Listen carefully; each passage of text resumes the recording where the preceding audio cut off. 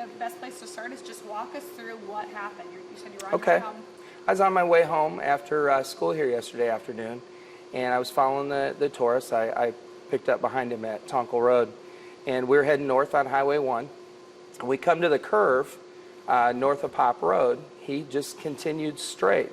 Fortunately, there was no other cars coming towards us or in the oncoming lane. It was kind of weird for Highway 1. There was nobody else around. And he drove straight off the road and never touched his brakes, anything. We went through the ditch. It kind of turned the car a little bit sideways, and he clipped a tree and took the tree clean off. And at that point, he went over the bank, and I kind of lost sight of the car, and I just assumed he was probably sitting on the other side of the bank. And I looked for a spot to get my truck out of the way so that I wasn't an obstruction. And I called 911, and I walked over the bank, and that's when I realized the car was upside down and had broken through the ice. So I ran down to the car, and at that point, I couldn't see any movement in the car at all. And I started yelling for the driver, and I got no response. And so I decided I'd better go in and try to get a door open or something. And I went in the water, and it was really only not even waist deep.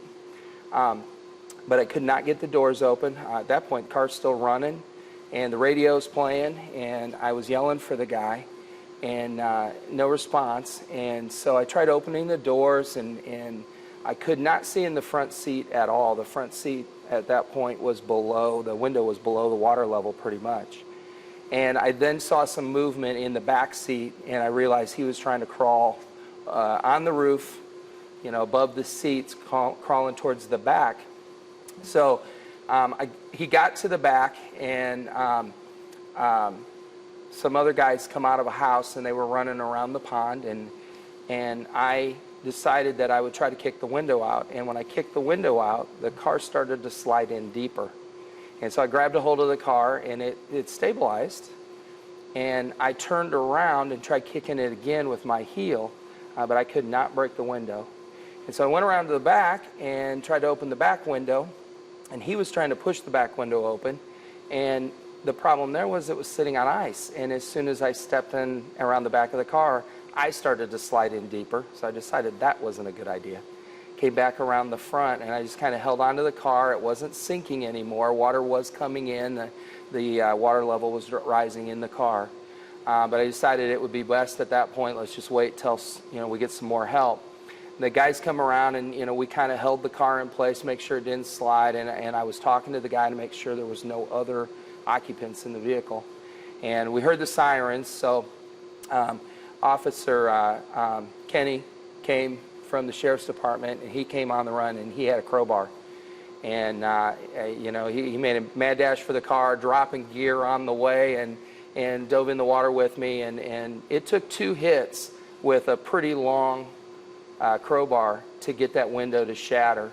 And I held the car, and he started to pull the guy, and then ultimately it took both of us to pull him through that small window. Got him up on shore, and everything else came out great. Oh my gosh, I cannot imagine. It seemed like at the time it took an eternity. It seemed like probably 10 or 15 minutes that I had been in the water was what was going through my mind. And ultimately, when I went back and I looked at the 911 call on my phone, it was just a little over 4 minutes from the time I placed the call until the Sheriff's Department was on scene. So you got to commend them for getting there quick. Absolutely. And you drive that route every day. Every day. Nothing like that. No, never anything like that. It was quite an adrenaline rush. I'll tell you, at the end of the day, I was pretty wiped out.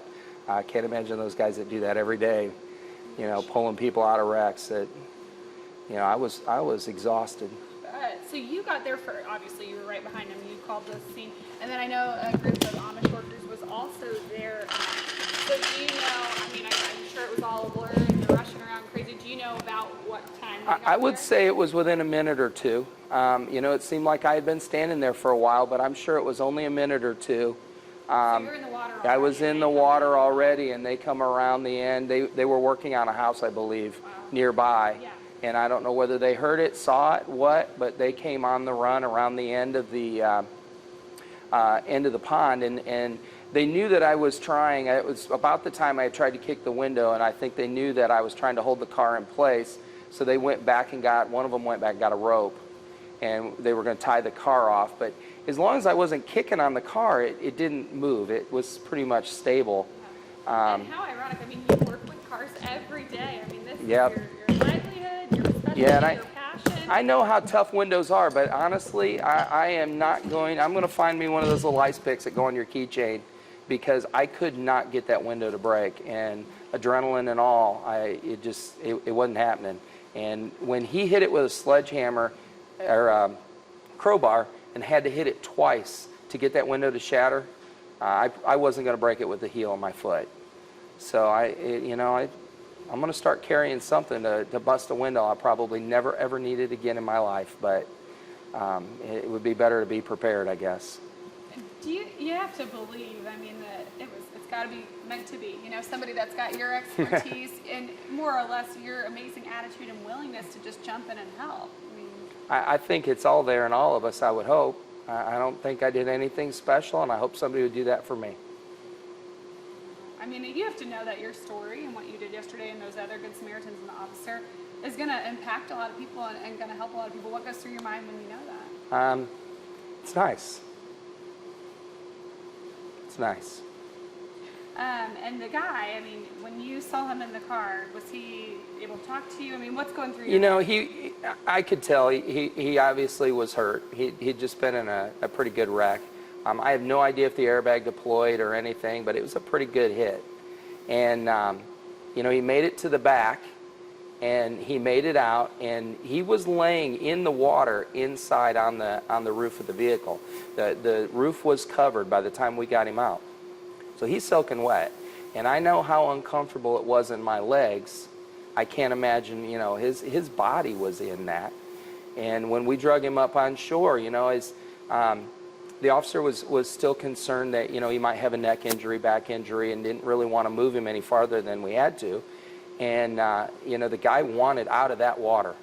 And I'm sure he was uncomfortable and in some pain, and ultimately he was shaking hands and thanking us. So I knew at that point things were going to be just fine. And is it crazy to think that had you not been following him, had you not been there at the perfect moment in time, there's a good chance this guy wouldn't be alive? It's hard to say because he was over the hill and you couldn't see the vehicle. Now, I would assume maybe the guys in the house that came over, maybe they saw it, maybe they heard it. I wasn't screaming for help or anything that they heard me. So somebody else did see it. Had nobody seen it, who knows the outcome. I'm just thankful he was able to get himself out of the driver's seat, because by the time I got to the car, the top of the seat was underwater. I couldn't see in through the window. The driver's side was underwater. So, and I was yelling, "Is there anybody else?" Because you couldn't see in. I had about that much window in the rear passenger seat and couldn't see in the driver's seat at all. And I was concerned there was somebody else in there. Knowing I couldn't get the door open and couldn't get the windows open, that was the most concerning part. And then, when I kicked it and it started to move, I was concerned that, I may just push this car in deeper. It might be sitting there and slide on in, and then I can't get him out. And So. it's such a wide range of emotions, right? I mean, so much adrenaline, there's fear, there's motivation to just work as fast as you can, and then the relief when you know he is okay, such a roller coaster. And I know you said you were exhausted. Do you feel like this experience will stick with you for a long time? Well, sure it will. You a little bit? Sure it will.